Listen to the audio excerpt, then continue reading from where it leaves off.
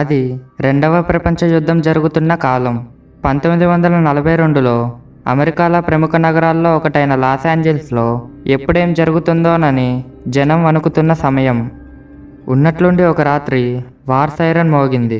శత్రువులు తమపై దాడికి దిగుతున్నారని, జాగ్రత్తగా ఉండమని ప్రభుత్వం ప్రజలను అప్రమత్తం చేయడానికి మోగించిన సైరన్ అది.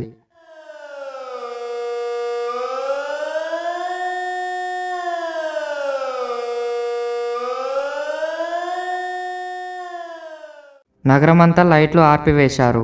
గాఢాంధకారం అలుముకుంది.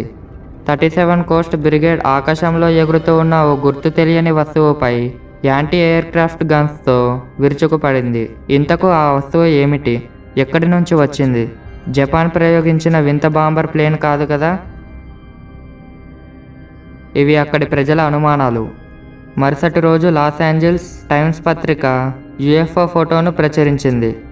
సిబిఎస్ రేడియో కూడా ప్రత్యేకించి ఈ సంఘటనపై ఓ కార్యక్రమాన్ని ప్రసారం చేసింది. ప్రస్తుతం విశ్రాంత జీవితం గడుపుతున్న ఆంథ్రోపాలజీ ప్రొఫెసర్ స్కాట్ లిటిల్టన్ అప్పుడు 9 ఏళ్ల పిల్లవాడు. బీచ్లో ఉన్న అతడి ఇంటిపైనే ఆకాశంలో ఈ యుఎఫ్ఓ కనిపించింది. యుద్ధకాలంలో జర్మనీలో కూడా ఇటువంటి యుఎఫ్ఓలు కనిపించాయని అన్నారు. అయితే అమెరికా, జర్మనీలోనూ కనిపించాయని చెబుతున్న యుఎఫ్ఓలను చాలామంది నమ్మలేదు. కానీ యుద్ధం ముగిసిన 2 ఏళ్లకే అమెరికా భూభాగం రోజ్వెల్లో కూలిపోయిన ఓ యుఎఫ్ఓను చూసిన తర్వాత గ్రహాంతరవాసుల ఉనికి నిజమేనని చాలామంది భావించారు. ఎందుకంటే ఈసారి దాని జాడను ప్రపంచానికి తెలియజేసింది అమెరికా సైన్యమే అంటున్నారు. ఆ రాత్రి న్యూమెక్సికో ప్రాంతంలో ఒక పెద్ద పిడుగు పడింది. ఆ మరుసటి రోజు రేంజర్ మాక్ బాజం పిడుగుపాటుకు గురైన ప్రాంతాన్ని దర్శించాడు. ఏదో కూలిపోయి చెల్లాచెదురుగా పడిన విడిభాగాలను చూశాడు. అమెరికన్ మిలిటరీ ఈ సంఘటనపై విచారణ జరిపి ఒక ప్రాథమిక నివేదికను ప్రభుత్వానికి సమర్పించింది. అమెరికా, జర్మనీలోనే కాక ఇంగ్లాండ్లోనూ ఇటువంటి యుఎఫ్ఓలను చూశామని చాలామంది చెప్తున్నారు.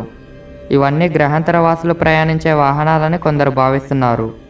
ఈ విశ్వంలో భూమి మీద తప్ప వేరే ఎక్కడైనా ఇతర జీవులు ఉన్నాయా అని అన్వేషించాలనుకుంటున్న ఖగోళ శాస్త్రజ్ఞులు ఫలితంగా ముందు జీవజాలం మనుగడకు అవసరమైన వసతులు ఉన్న భూమి లాంటి గ్రహాలను కనిపెడితే కానీ అక్కడ జీవజాలం ఉనికిని కనిపెట్టడానికి వీలు పడదని సైంటిస్టులు భావించారు.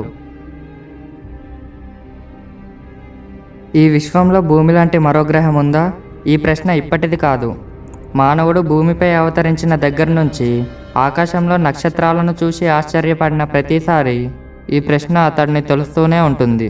ఇంకో భూమి అంటే అచ్చంగా భూమిని పోలిన లక్షణాలు ఉన్న భూమి అని అర్థం. ఒక గ్రహంలో జీవజాలం మనుగడకు 3 లక్షణాలు తప్పనిసరిగా ఉండాలి. అందులో రసాయనిక చర్యలకు అవసరమైన ద్రవరూపం పదార్థం ఒకటి, అంటే నీరన్నమాట. మరో ముఖ్యమైనది ఎనర్జీ సోర్స్. ఇవాళ ప్రపంచవ్యాప్తంగా శాస్త్రవేత్తలు చాలామంది గ్రహాంతరవాసుల ఉనికి గురించి పరిశోధనలు చేపడుతున్నారు. నిజానికి 1960లోనే ఈ దిశలో అడుగులు పడ్డాయి. ఫ్రాంక్ డొనాల్డ్ డ్రేక్ అనే శాస్త్రవేత్త పశ్చిమ అమెరికాలో ఒక టెలిస్కోప్ని ఏర్పాటు చేశాడు. గ్రహాంతరవాసులు ఎవరైనా ఈ నక్షత్రాల పరిధిలో ఉంటే ఈ టెలిస్కోప్ మనకు తెలియజేస్తుంది. ఈ విధంగా సైన్స్లో రేడియో ఆస్ట్రానమీ అనే విభాగానికి తెరతీశాడు డ్రేక్. మరుసటి ఏడాది ఫ్రాంక్ డ్రేక్ మరికొందరు ఖగోళ శాస్త్రజ్ఞులు, భౌతిక జీవశాస్త్ర నిపుణులు కలిసి సేటి అనే ఒక ప్రైవేటు సంస్థను స్థాపించారు. ఈ సంస్థ ద్వారా పెద్ద పెద్ద రేడియో టెలిస్కోప్లను నిర్మించి అంతరిక్షంలో అనేక కోణాల్లో ఫోకస్ చేసి వినడం ప్రారంభించారు. విశ్వంలో చాలామంది మేధావులైన జీవులు ఉండవచ్చన్న డ్రేక్ ఈక్వేషన్ని ఫ్రాంక్ డ్రేక్ ప్రతిపాదించాడు. ఈ సూత్రంలో అనేక అంశాలు కనిపిస్తాయి. నక్షత్రాలు పేలి గ్రహాలు ఏర్పడటం, గ్రహాల్లో కొన్నింటిలో జీవకోటికి అనుకూలమైన పరిస్థితులు ఉండటం, మరికొన్నింటిలో నీరు ఉండటం. ఇటువంటి గ్రహాల్లో ఎన్నింటిలో జీవులు ఉద్భవించి మనుగడ సాగించడానికి అవకాశం ఉందో చెప్పేదే డ్రేక్ ఈక్వేషన్.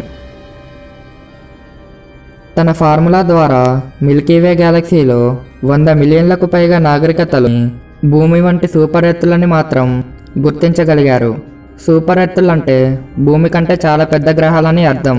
వీనస్, మార్స్ గ్రహాలపై పరిశోధన చేసిన సైంటిస్టులు వీటికి కొన్ని భూమి లక్షణాలు ఉన్నాయని గుర్తించారు.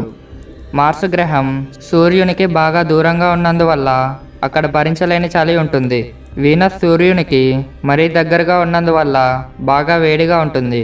కాబట్టి ఏదైనా గ్రహంపై జీవజాలం పుట్టే పరిస్థితులు ఏర్పడాలంటే ఆ గ్రహం సూర్యునికి సరైన దూరంలో, సరైన దిశలో, సరైన పరిమాణాన్ని కలిగి ఉండాలి.